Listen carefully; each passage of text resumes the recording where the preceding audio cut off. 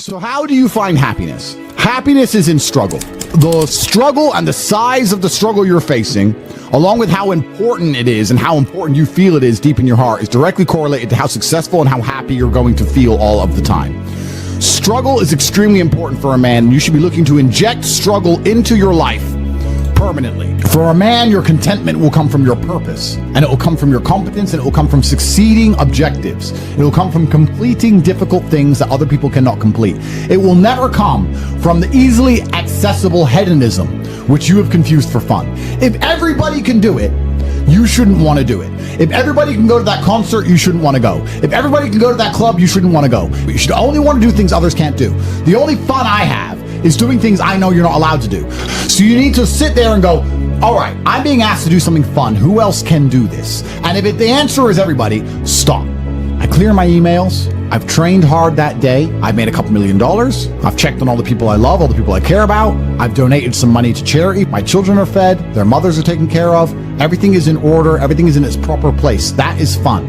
If you say to me, Andrew, skip a portion of that organization and professionalism so that we can go and do something that everyone else can do, my answer will be no. That does not sound fun to me. And the fact that you think that's fun shows that you have a severe mental deficiency. Stay away from it. You're only going to find actual fun through purpose, and you're only going to find purpose through exceptionalism. So you need to become the best possible version of yourself in all realms. That's extremely important. The reason you are so unhappy is because you are trying to have fun.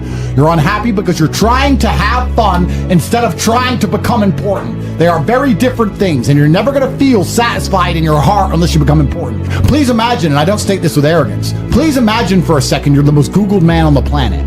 And you're a kickboxing world champion, and you have hundreds of millions of dollars, and you're built like a tank. Imagine how you feel when you look in the mirror. Nothing can match that, and nothing can beat that. Manifestation is real, but not because your mind manages to magically attract the things you want. I think it just reminds you of what you really want, and it allows you to find energy all the time. If you manifest yourself having a perfect physique, you're going to be a lot more motivated in the gym. It's not the thought that makes the physique, it's the gym that makes the physique. However, the manifestation makes you want to go to the gym. So I do believe that if you understood the power of your thoughts, you'd never think negatively ever again. But I think manifestation works in another way. I also think that once you understand all of the bad things and good things that come into your life are a perfect plan from God himself, you're going to be a lot less affected by the bad things.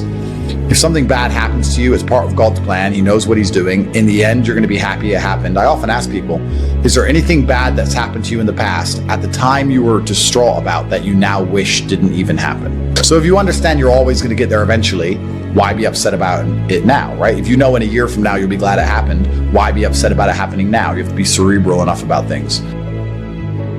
As a man, you need to have struggle in your life. And I want you guys to actually sit and think, what struggle are you going through daily? What struggle are you undertaking? What struggle are you trying to overcome? Because you should make a list of them. I can know for myself, every single day I wake up and I train physically. Every single day I have to go through X amount of physical pain when my day begins. That is a struggle that must be completed. Then I must try and keep my massive empire online, see my children, take care of everybody. There's struggle involved. My life is difficult. Difficult lives are fulfilling because we used to have to hunt and fish and go out there and go through difficulty to survive. And when I look at men who are physical specimens, I think everyone naturally does this, but I'm going to openly say it. I respect them differently than I look at men who aren't. I have a different level of respect for them because they show me they have discipline. They show me they have motivation. They show me they're capable of doing difficult and hard things. Those are the kind of people I trust. They're not afraid of struggle. They're problem solvers. People who train are problem solvers, and you need to become one, and you need to become very, very adept at solving problems pretty quickly. Do you not understand how intimidating that is just when they look at a group of people and they all look like superheroes and they can tell they're all disciplined, all hardworking, all dedicated, all physically strong? The struggle is what's beautiful about it. That's the most important thing. That's what you have to understand. First, you want to become as strong as physically possible. So you want to be as strong as physically possible. Next, you want to try and make as much money as possible. Not even necessarily for the money, although money is extremely important because it allows you to take care of yourself. We talked about this before, but there's the challenge involved, and solving that challenge is going to make you feel more satisfied as a human. Happiness comes from success, and making money is success. You should try and make people around you smile and be happy. You should try and encourage positivity around you. You should be the kind of person that no one can really complain about their struggles around because they know that you're the person who's going to be like, why are you complaining when you could just simply fix it? I think if you take these approaches, if you take the approach of manifesting what you want so you're constantly motivated and understanding all the bad things that happen to you are just a lesson and one day you're going to get over it, it's pretty easy to be a happy, contented, balanced person. I don't think there's any serious magic to happiness. I think it's a choice and it's pretty easy to do. I think the unhappiest people in the world don't have any struggle at all. You often find that people who are struggling but know exactly what they're supposed to do, if they're getting up every day and they're grinding and they're working hard and they don't have what they want yet, but they believe they're going to get it and they're trying their very best and they're dedicating themselves, they're very happy.